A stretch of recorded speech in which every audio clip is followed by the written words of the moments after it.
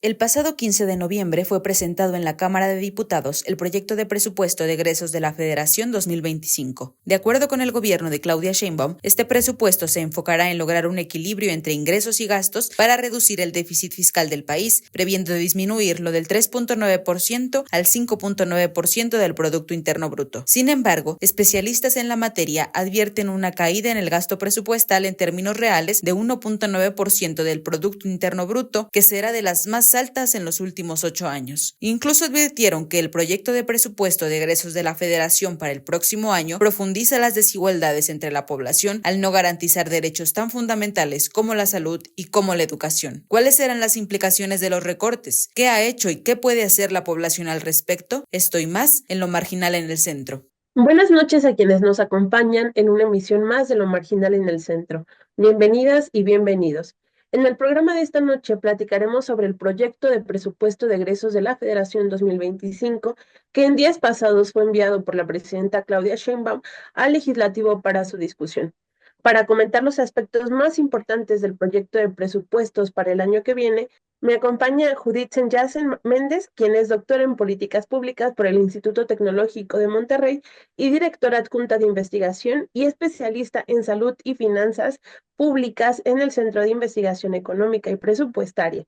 Judith, es un placer tenerla con nosotros en el panel de esta noche. Bienvenida. Hola Jenny, muchas gracias. Buenas noches. Muchas gracias por la invitación. Y nos acompaña también Brasil Acosta Peña, quien fue diputado federal de la 65ª legislatura, maestro y doctor en economía por el Colegio de México, con una estancia en la Universidad de Princeton.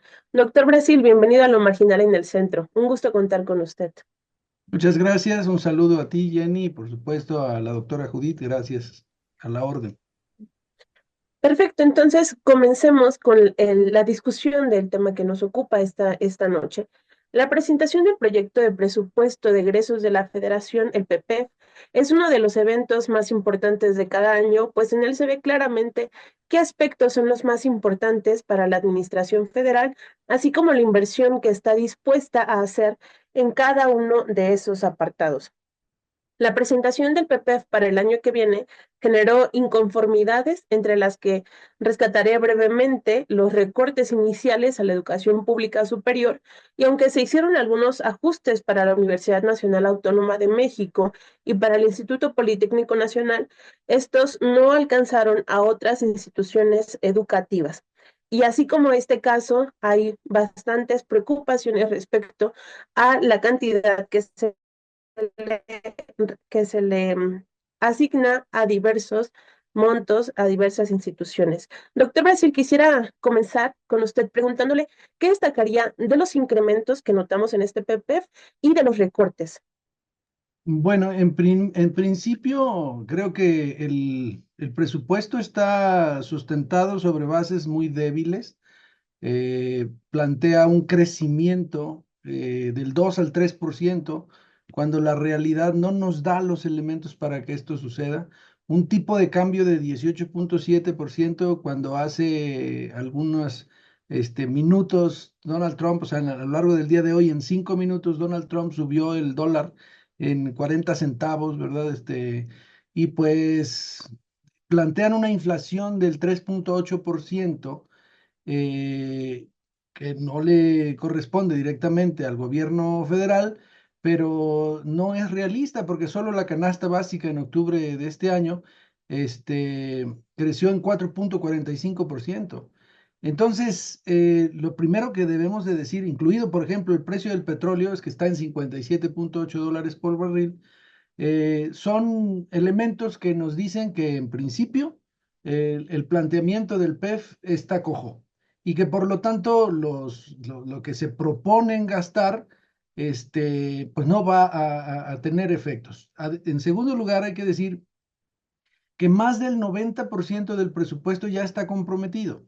Entonces, ajustes y recortes, pues no vas a poder tener demasiados. Decía Monreal recientemente que lo que van a hacer es una reasignación de entre 15 y 20 mil millones de pesos, quitándole a los órganos autónomos para darles, como decías tú, a las universidades públicas. Por ejemplo, hay que agregar que a Chapingo se le proporciona un monto adicional a la inflación de 3 punto y tantos por ciento, lo cual pues, es un leve incremento, pero no le recortan, pero tampoco le dan muchísimo más.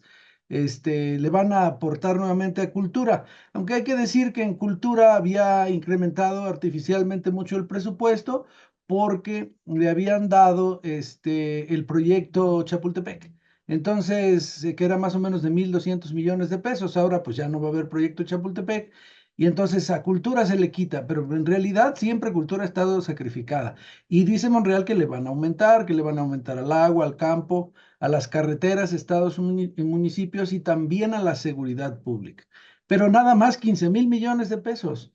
O sea, en realidad no hay un cambio sustancial. Por poner un ejemplo, solo de los recortes, el medio ambiente tenía 304.000 millones de pesos y solo le van a dejar 250.000 millones de pesos. Y esto simplemente llama la atención por poner un ejemplo de que, pues, ¿quién está haciendo el presupuesto? Porque en realidad, la presidenta, pues se supone que era ambientalista, fue secretaria del Medio Ambiente de la Ciudad de México. Entonces, sí, sí creo que sí, ya era Ciudad de México o Distrito Federal.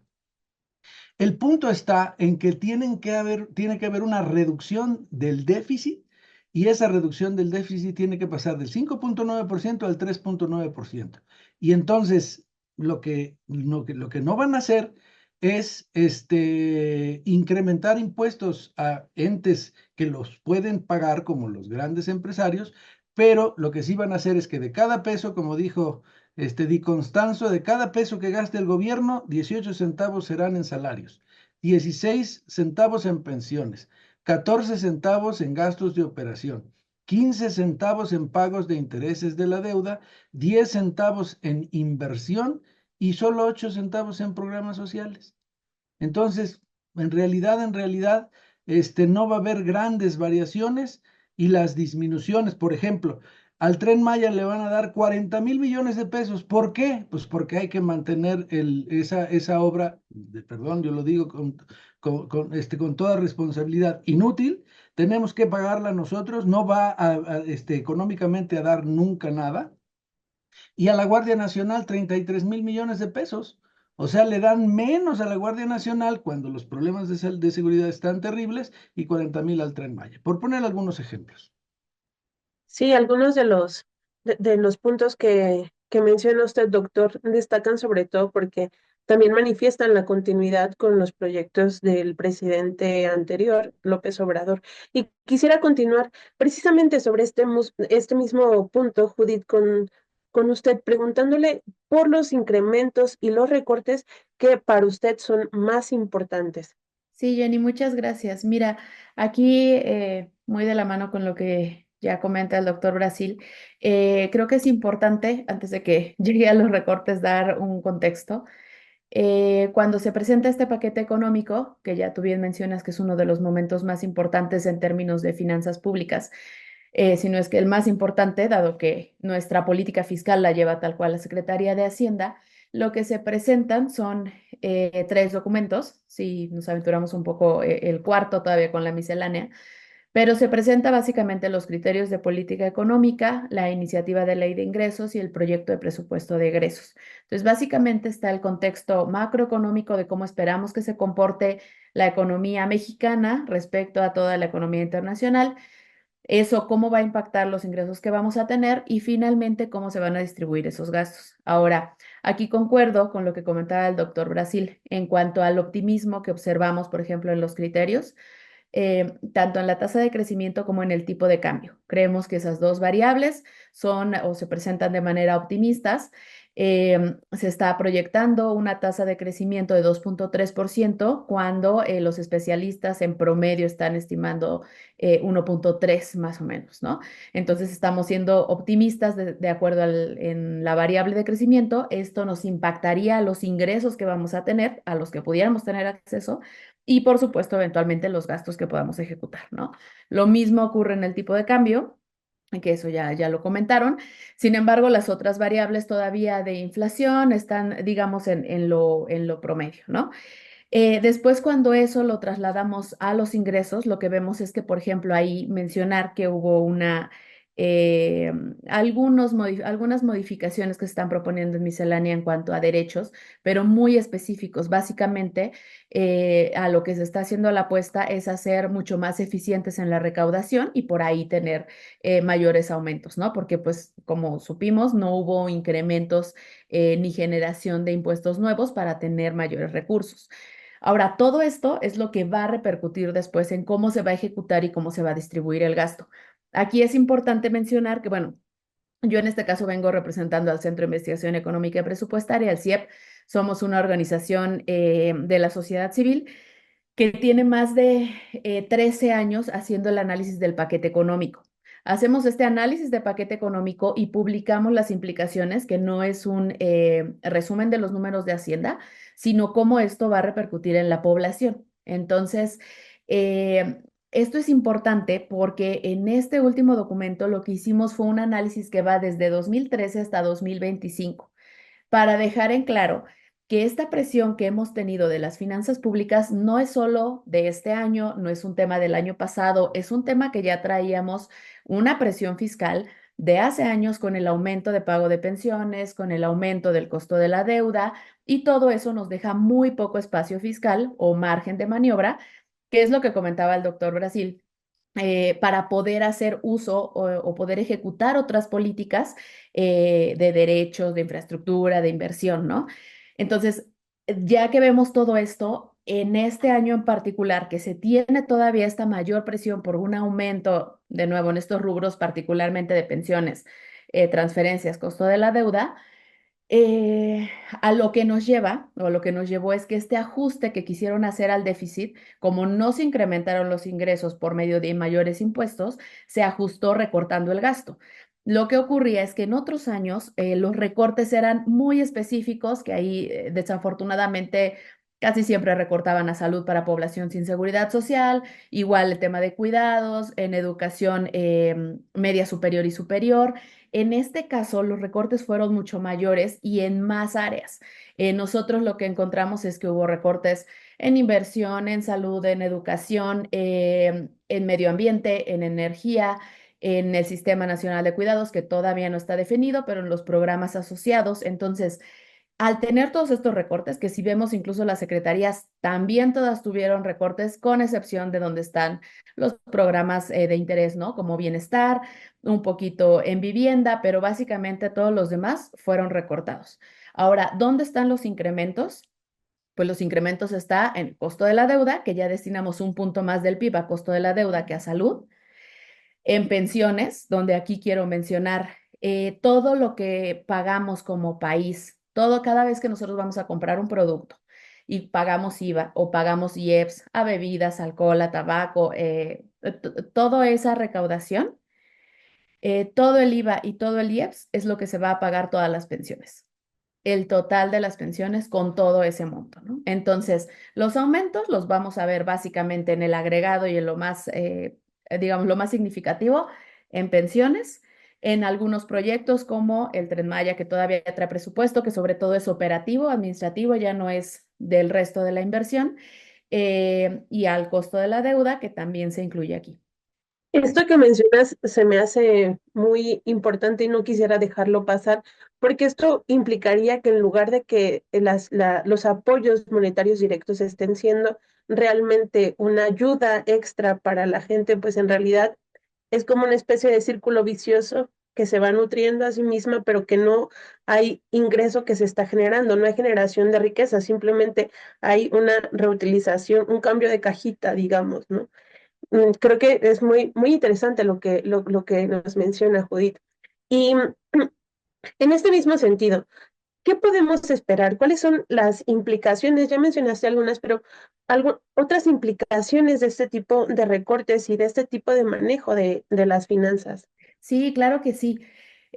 Mira, de inicio creemos que este paquete se anunció como uno que atiende a las desigualdades que existen en el país.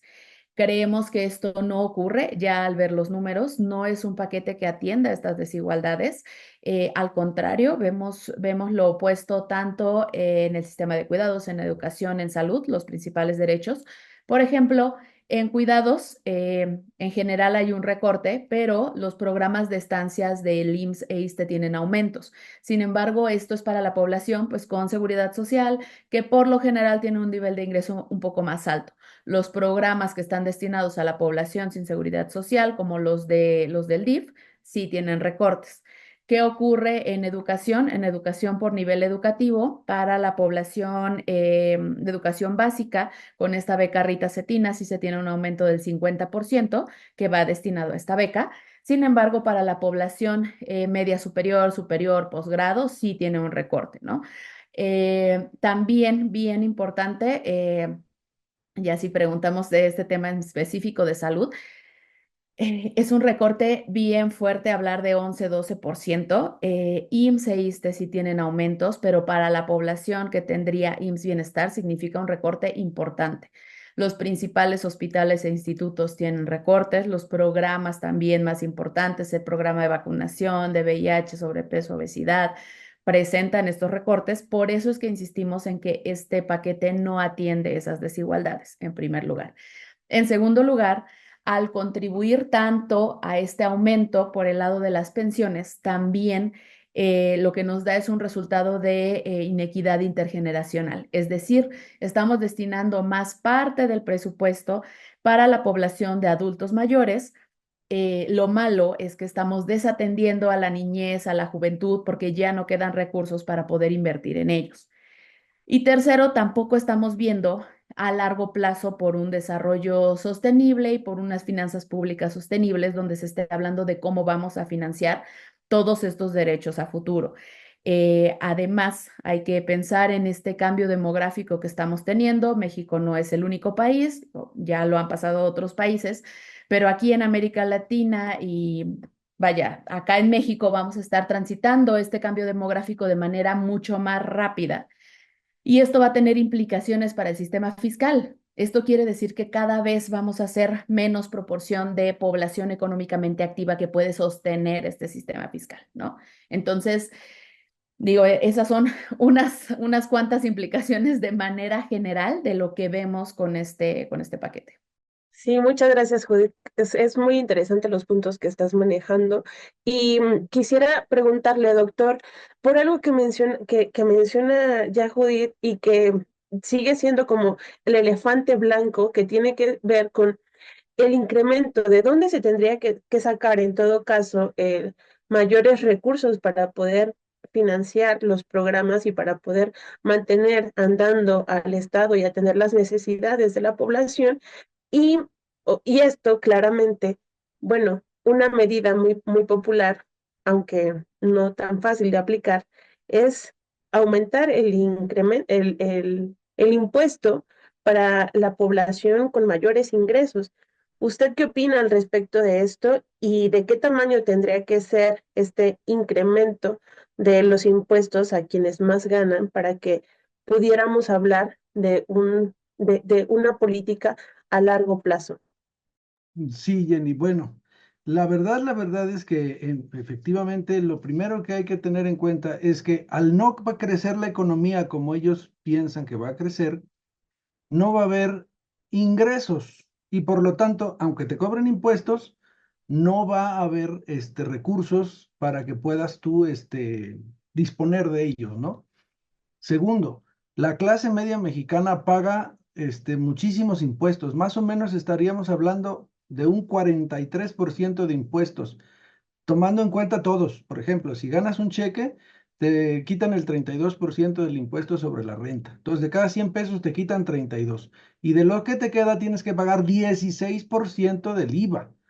Y además tienes que pagar otros impuestos, tú como impuesto especial a producción y servicios. Y si a esto agregamos el predial, y si a esto agregamos el servicio ambiental de pagarlo de tu tenencia, perdón, lo de la verificación, más aparte la tenencia de tu carro, pues estamos en el hoyo. Pues, o sea, sí la situación es muy compleja y todo se le carga a la gente que pues gana poco, relativamente hablando. Entonces sí que debería de haber un incremento en la recaudación por parte de las empresas, de las grandes empresas que incluso se llevan el dinero fuera de México. Por poner un ejemplo, en el año 2019, 2009, después de la crisis del 2008, Walmart de México, por el entonces régimen de consolidación fiscal, pues pagaba menos de 200 pesos de impuestos sobre la renta porque ponía empresas con diferentes nombres y luego las consolidaba como un consorcio y la base gravable se hacía muy chiquita. Desde entonces no han querido tocar a las grandes empresas. Cuando lo intentó hacer Felipe Calderón, le llovieron críticas y dijo, está bien, las empresas sí pagan impuestos. Hoy si le preguntas a las grandes empresas van a decir, sí pagamos impuestos. Y te van a decir que el ISR y te van a poner ejemplos. Pero la verdad es que hay capitales que están intocados. Por ejemplo, los capitales llamados golondrinos, la bolsa de valores. Ahí es donde debería de haber un incremento. Normalmente las economías andan arriba del 30% cuando hablamos de economía sana del PIB de recaudación, pero la nuestra no llega ni al 16%, 14, 15, 16% del PIB. Entonces, ahí hay un gap, pues más o menos de la mitad de lo que debemos de juntar. ¿Y quién tiene los recursos? Pues aquí están de los hombres más ricos del mundo. Y la verdad es que, pues, al final de las cuentas, los que pagamos los impuestos somos pues, los trabajadores de México. Ahora, te doy otro ejemplo. Dice el secretario de Hacienda que va a buscar sancionar o cobrarles impuestos a las empresas de servicios digitales. Ok, está bien que les cobren, pero ¿quién crees que lo va a acabar pagando? ¿Las empresas o se lo van a trasladar a los consumidores? Nos lo van a trasladar a nosotros. Finalmente, yo creo que el problema está en que sí se debe de buscar una reforma fiscal progresiva, que pague más el que tiene más y que pague menos el que tiene menos, pero no se valore sobre la base del ingreso personal, sino del ingreso como empresa. Y ese es el problema, que eso no se realiza. Entonces, creo que debe de ser así. Ahora, cada mexicano ahora por el tema de la deuda, estaríamos pagando para el próximo año 138,000 pesos. O sea, al final de las cuentas, ¿para qué estamos recabando? Para pagar la deuda. Y ya como dijo la doctora Judith, esto se incrementa, el servicio de la deuda se incrementa y tenemos que pagar más por la deuda y estamos hablando de que si un trabajador gana el salario mínimo, tendría que trabajar 1 año y medio sin gastar nada para pagar sus 138,000 pesos. Y pues de esos hay millones de trabajadores. Y estoy hablando con el salario mínimo actual, que ya es más grande, supuestamente.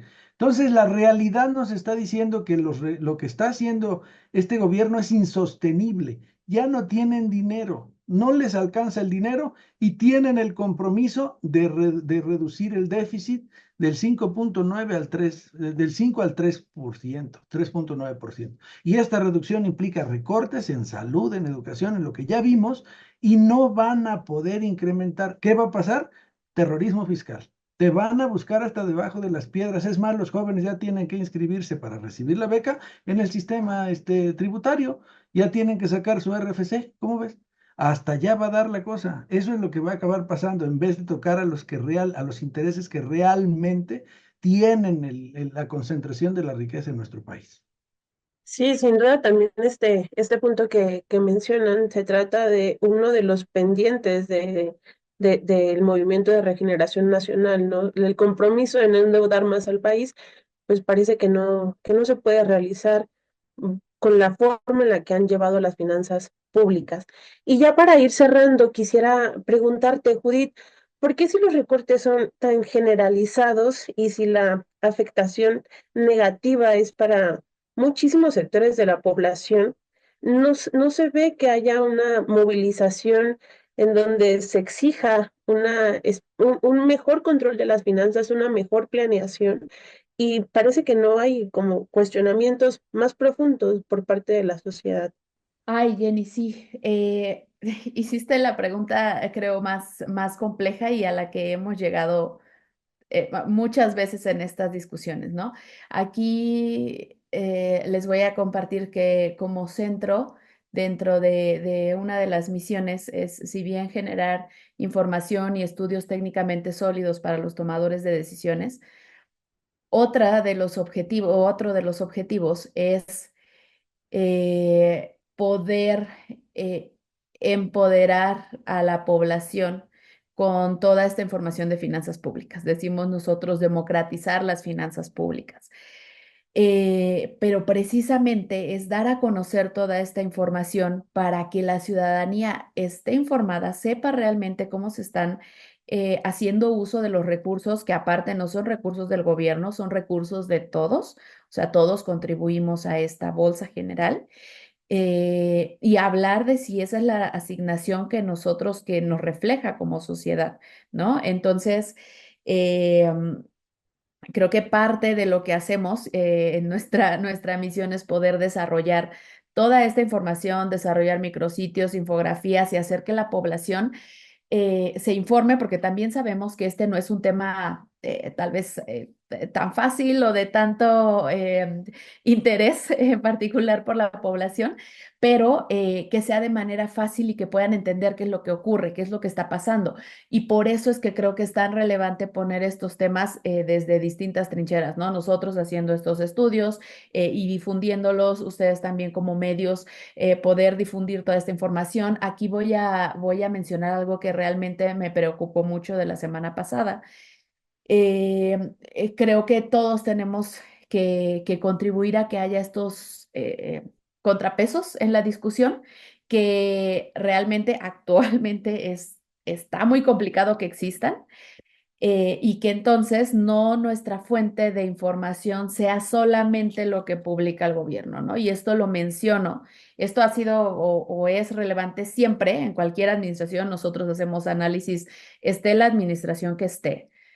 Pero la semana pasada hubo mucha confusión, los periodistas que nos contactaron, porque de manera oficial, tanto el secretario de Hacienda como la presidenta en alguna conferencia mañanera, presentaron que salud tenía más de 2 billones de pesos y tenía incremento.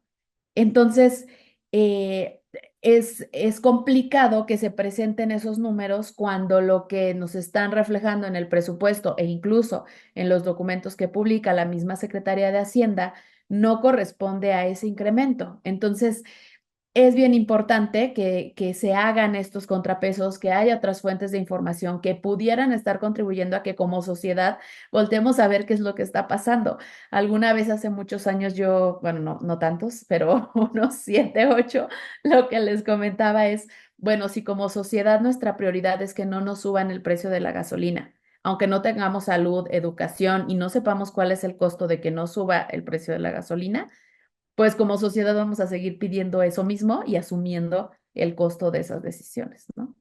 Sí, justo, y asumir el costo de esas decisiones muchas veces no va acompañado por las herramientas conceptuales o teóricas para comprender cuáles son esas consecuencias de este tipo de decisiones o de la falta de acción, que justamente es de lo que venimos comentando.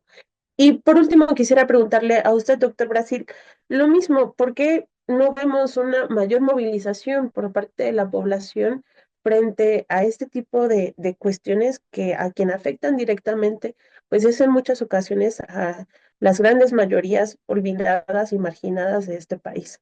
Pues mira, la verdad es que hay paradigmas que se han venido cambiando.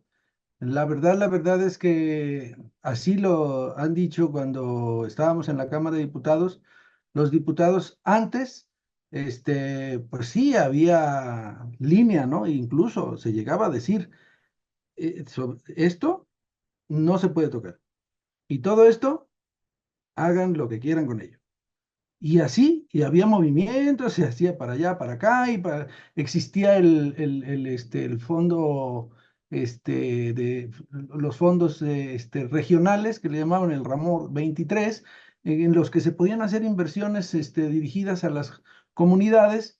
Y lo que hemos encontrado con este gobierno, me refiero al de la Cuarta Transformación, o sea, todavía no podemos decir absolutamente de manera muy clara y definitiva qué va a pasar con el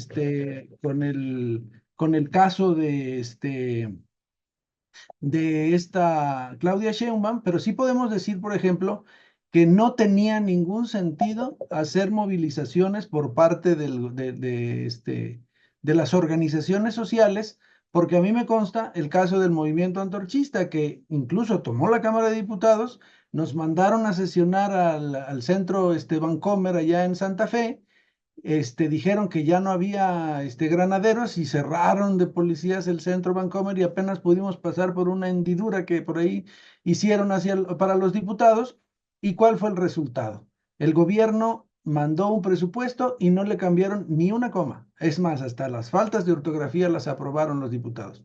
Entonces, en ese sentido, hacer discusiones y luchas a sabiendas de que el gobierno ya tiene decidido todo, como que no tiene mucho caso y eso es lo que se está viendo. Y la otra, están los registros de todo lo que dijimos en la Cámara y las críticas que se han hecho son contundentes, se les dijo que les iba a ir mal, que la economía iba a estar mal, está por escrito en el diario de los debates, pero como dice la doctora, pues no tiene mucho sentido, porque hasta yo supe de compañeros diputados morenistas que estaban en contra del propio presupuesto, de lo que ellos mismos planteaban, pero pues que no podían hacer otra cosa más que callar y obedecer. Y eso es lo que tenían que hacer, era su papel, porque si no, pues les iba mal y ellos querían repetir en la próxima legislatura. Y entonces los que se quedaron son los obedientes, los que se fueron son los desobedientes. Entonces, al final de las cuentas, el resultado de todo esto es que, como dijo la doctora, hace falta conciencia social, conocimiento del problema. La gente no vislumbra cuáles son los efectos positivos o negativos que van en su contra y al final de las cuentas, por ejemplo, esto de pagar 135,000 pesos de deuda, si te dicen, o sea, lo tienes que pagar, si yo, ¿por qué no? Pues eso es lo que te toca pagar. Y entonces te lo van a quitar de tus impuestos. Si la gente tomara conciencia de eso, empezaría a ver las cosas de otra manera. La oposición, al ser pequeña, no tiene capacidad de decisión y pues podrá decir, pero solamente criticar y no va a modificar eso, la esencia de las cosas. Entonces termino diciendo que la única opción que le queda al pueblo es la organización social, así como lo hace la doctora con su asociación, que hacen asociaciones civiles y que finalmente son críticas y dan su punto de vista social. Yo creo que la sociedad debe de organizarse y lo que necesitamos es un nuevo proyecto, un nuevo programa social que cambie ahora sí la estructura de la sociedad y la forma de ver las cosas, porque al final de las cuentas, de este presupuesto y los anteriores, ¿quiénes son los verdaderos beneficiarios? No los que reciben una tarjeta, porque les dan la tarjeta, dinero con la tarjeta, pero les suben el precio de los alimentos, como ya dije, al 4,5%, entonces de nada les sirve. Los verdaderos ganones son los que reciben el dinero de la gente, del gobierno a través de la gente, porque son los que compran Coca-Cola, son los que compran a las grandes empresas, a las grandes compañías telefónicas, y son los verdaderos ganones. Entonces, el presupuesto, ¿a quién beneficia? A los más ricos. ¿Y a quién perjudica? A los más humildes. Y esto tiene que cambiar porque los más humildes son los más, pero son los más desinformados también. Entonces hay que cambiar las cosas y esto es lo que yo creo que nos da de lección este presupuesto. Sí, sin duda es fundamental la creación de espacios y de métodos creativos para que este tipo de información llegue a la mayor cantidad de gente posible. Y en ese sentido, pues la labor que por supuesto hace el CIEP, pues es fundamental, así como las organizaciones que mencionaba también el doctor Brasil, que en su conjunto pues pueden hacer transformaciones realmente importantes. Agradezco mucho a la doctora Judith, al doctor Brasil, que nos estuvieron acompañando en esta emisión y que dieron puntos de vista y elementos fundamentales para la comprensión del problema. Y también agradezco muchísimo a quien nos acompañó del otro lado de la pantalla en esta emisión de Lo Marginal en el Centro. Que tengan muy buenas noches.